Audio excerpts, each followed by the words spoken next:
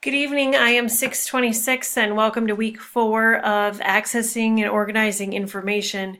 Tonight we're going to cover chapter 14 of our Lanning text, Assessment and Evaluation of Reference and Instruction.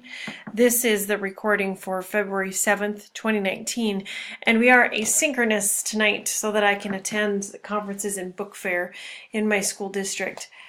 We have a concept in elementary school called picture walking, where we encourage students to open up books, look through the pictures to help them understand the story. I'm going to borrow from that tonight, and we're going to do concept walking, or heading walking, if you will, to kind of talk through the main points. I do encourage you to read this text in its entirety, but I want to walk you through what I thought was important as I read it this week. So this evening, the agenda or topics to be covered will be concepts in chapter 14. You will be creating a Google form and sharing it with others. And I want to remind you to make sure that you create questions for Robin Ewing for her interview with us next week on Valentine's Day.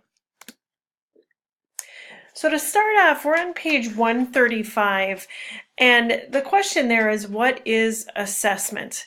And Lanning says assessment is evaluation, and it's a means of discovering the quality of library services and programs. I say assessment is not a dirty word. When used properly, it's about becoming the best media specialist, having the best media center, and offering the best media program you can based on feedback. That's what we want to drive home this evening. So looking at page 135, the first heading there is planning and assessment. And I want you to take a look at the opening paragraphs in this section. It says, before you assess a program or evaluate a colleague's performance at the reference desk or instruct a class, you need to plan the what, why, and how of the assessment. It's like building a lesson plan. You need to know what you want to do, how you're going to do it, and how you will judge if you in fact did it well, and what you will do with that information. But first, you need to know why you are doing it all. And I think that's really important. We need to know why we're doing an assessment. Otherwise, I don't think we need to do it. We don't want to do assessment just to assess. We want to have a purpose or a driver behind it. And I listed some questions here on the screen. Are you on the curriculum cycle?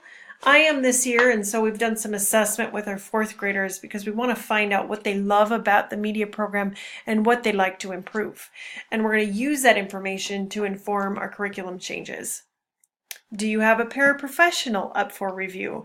If you do, an assessment tool might be useful and helpful to evaluate their job performance. Are you implementing new technologies like DAT and DOSH, and you want to know if they're effective? And the list continues, but have a purpose for the assessment you're carrying out in your library media program. The next pages I want you to look at are actually pages 136, and it's planning for assessment continued. Take a look at the chart on page 137. It's also known as figure 14.1. And it's an example of what you could use to assess an employee in your library, and that's fine. I just wanted to make you aware that your district may have a form already, and you should look into that. You should also look and see what your role is as a media specialist in evaluating the media paraprofessionals. It might very well be your job, it might be the principal's job, it might be the principal who evaluates the media paraprofessional with your input, and there might be a generic support staff rubric. If there's not, you might look at this example, or you might look and see what other districts are doing as well. Page 138 gets into quantitative statistics. And before you spend a lot of time trying to tabulate itself, I wanted you to know that if you're using Follett, you can go to their Tidal Wave website and it can pull from your Destiny library system and generate a nice user-friendly readable page like this that shows statistics for your library. You can quickly see I have over 16,000 items in my collection. We have about 50% fiction, nonfiction, and the average age is about 2,000 for both types of materials. The other thing I wanted to make you aware of was if you use Destiny and you go into library reports and you scroll down, there's all these different statistics you can pull from: collection statistics, historical or summary hold statistics, library statistics, etc. I'll click on library statistics for a second. And here again, it tells me the titles, the copies, what's checked out, what's overdue. I could go back. Maybe I want to do collection statistics, historical. And if I run the report, oh, this might take a second to do. I'll view a previous one perhaps. Okay, here it is. And I've got statistics that are going to come up in PDF format. My greater point is that Destiny holds a lot of power in pulling statistics, and you don't have to tabulate them yourselves. You can just run the correct report to get what you need.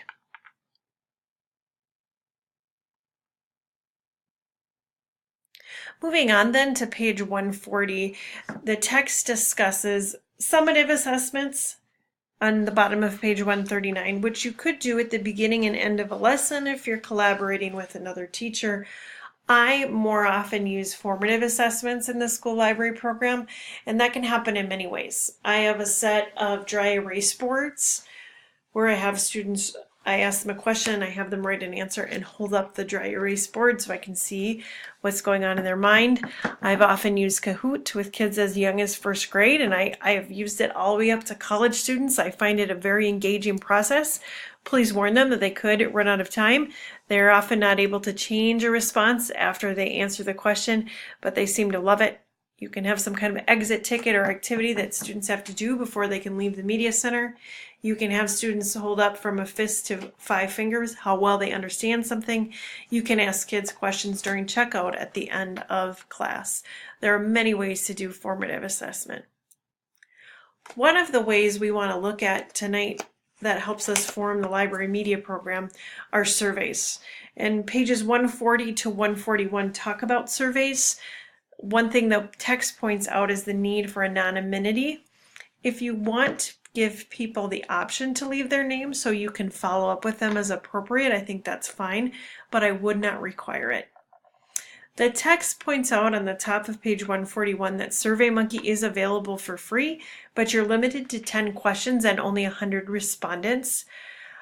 I used this 10 years ago very frequently, but now that Google Forms is out, there's no limit on the number of respondents or questions, and Google Forms itself is free. So that is my recommendation if you want to actually create a survey.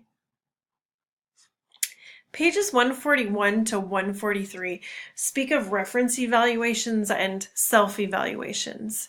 There's lots of ways to evaluate how your reference interviews are going or the way you're helping students, and a lot of that can be accomplished through observation, which the text points out. What I want to offer to you is to consider using an iPad to video yourself or a paraprofessional or colleague, of course with their consent. But in our district, we use QComp, and being video recorded is now an option, and I found that that is such a fantastic form of feedback because it's no longer my opinion of how this went, but more so here's the evidence of how this actually went, and we have it on video and we can discuss it. This is something that can be done easily through your PLC. On page 143, there is discussion of customer satisfaction and evaluating that. In order to do a deep dive into this, I want you to read the Survey the Students article from the Knowledge Quest blog. And I've sent that link out to you, but I want to let you know that it looks like this. It's very short, and it's from the Knowledge Quest blog, which is part of the American Association of School Librarians. And thank you, Eric, for giving me this resource. Go ahead and read through it. It talks about what kinds of questions you might ask students and why it's important to ask them. And there's a really nice link to a sample Google Forms survey right here, Student Survey, if you'd click on that. View that survey, please, and we will come back to this idea for this week's in-class activity. Moving on to the next chapter in the text are pages 145 to 146. This is a very good question. What if you're the only media specialist? And I see here I've made a typo, which I will fix. That is a reality for some media specialists if you're in a smaller district or if you're in multiple buildings. So here's my suggestion. If you have a Chromebook, they come equipped with webcams, or you can buy a webcam cheaply, and I suggest you FaceTime if you've got an Apple product, or Skype for free. If you want to go international, you can easily use the WhatsApp or Zoom and have another media specialist give you feedback. This is why PLCs are important. This is why as specialists we need to reach out to people who have the same licensure as we do. And that feeds into what Lanning says on page 146. One method of evaluation is to ask for help. It's best if you do not ask for help from the teachers or administrators in your school. They may be more than happy to help, but you would be better served by having a fellow librarian do the evaluation because of his or her knowledge of library collections, services, and work. My opinion is ask help from all of these people. I have gotten good feedback from my principal. I've gotten good feedback from an instructional coach who's never been a media specialist. I've probably gotten the best feedback from fellow media specialists. I believe you can, with today's distance technologies, gain that feedback. The rest of the chapter goes from page 147 and onward and talks about report writing. I do want you to finish reading the chapter, but annual report writing is discussed in depth in IM 628, the Administration of Media, and I will let it be covered in that course. Few reminders, we are going to have an interview with research librarian Robin Ewing on Valentine's Day. If you'd like to learn more about Robin, please click on the link here. It's got her bio and her picture. If you've not already typed in a question for Robin, please click on the Google Doc and have one question listed for her by 11:59 p.m. on February 7th. I do want to reiterate that Robin is not a school library media specialist. She is a reference librarian, and she's going to be able to speak to the topics addressed in Lanning's text. Finally, your assignment for the week. You want to read the assignment directions on page 151 and then create a Google Form survey with at least 10 questions. You can use the categories listed or choose your own. Post a link to your survey discussion in the forum in D2L and write one paragraph description of what questions you chose for your survey and why. Post your survey links by Valentine's Day, 11:59 p.m., and take each of the surveys of everyone in this class by 2/21, so each of you will have some data to look at. Please note, I'm not asking you to write a report like the assignment directions say at the end of your text. I simply want you to create a survey, and you do not have to have the categories listed that are suggested to you on page 151 in the assignment section. You can choose your own, whatever would best serve your current employment situation or an employment situation you would like to have. If you have forgotten how to create Google Forms from last week, there's a great YouTube video, which I have a reference to a link there on the screen. Finally, I want to show you, if you go to our D2L page, and you go to Communications Discussions, you can scroll all the way down and you'll see it says Week 4 Survey Activity. Read the assignment on 151, create a Google Form survey with 10 questions. You do not have to use the categories listed, although you could. You can choose your own. Post a link, do that by putting it here, and then a one paragraph description of what questions you chose for your survey and why. Post the link by Valentine's Day, and then take each of the surveys posted by 2/21 so you all can see how the statistics work. You are not going to write reports. Again, I want to say that, and if you need an example of what a good survey looks like, here's an example Google form, as well as a link to a YouTube video. If you have any questions, make sure to email me, and have a great week. Thank you.